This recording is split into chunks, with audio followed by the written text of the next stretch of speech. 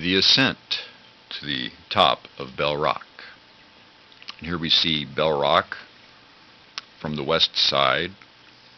This formation looks different from every angle.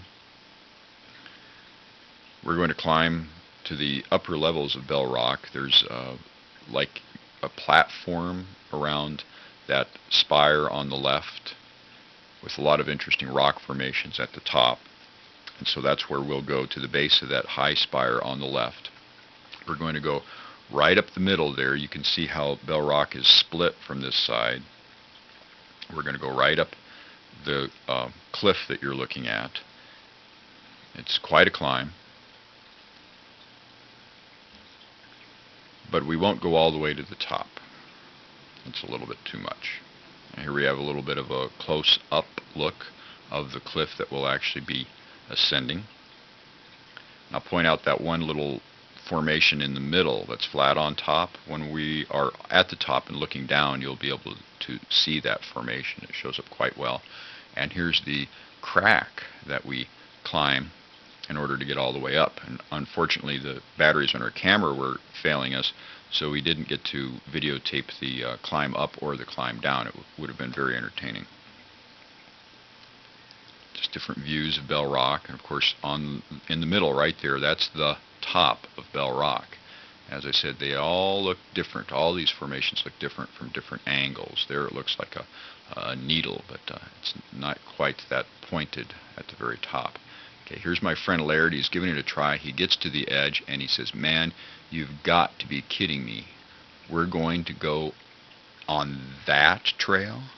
Because in fact it narrows down to less than a foot wide, and it's straight down for 75, 100 feet or more, and then you could bounce and go down a couple more 100 feet. So it is risky looking. But if you have good shoes and you are steady on your feet, it's not as difficult. Of course, I grew up running on rocks, and so I'm very adept at climbing and going on these narrow routes. So there I am, the passing of the narrow trail. And there I am. I've disappeared right around the corner. You see, on the screen it looks two-dimensional, but you have to understand it's like a big crack we're going into. And here I've emerged once again triumphant, but forgot to smile. Okay, now here I am. I'm holding the camera, and I'm going on the narrow trail, and here it is, and you're going to be able to see right now that it is really skinny in that spot right there, and it is straight down. Okay, you wouldn't want to slip, but these rocks are very rough, and so there's a good grip. And as you can see, I have boots on. I have really good boots on. So there I am once again. We were having a lot of fun going back and forth. Little did we suspect that the batteries in the video camera were going down at an alarming rate, so we wouldn't be able to get as much footage as we would have liked at the top. And the light at the top was great when we got there. Maybe next time, right?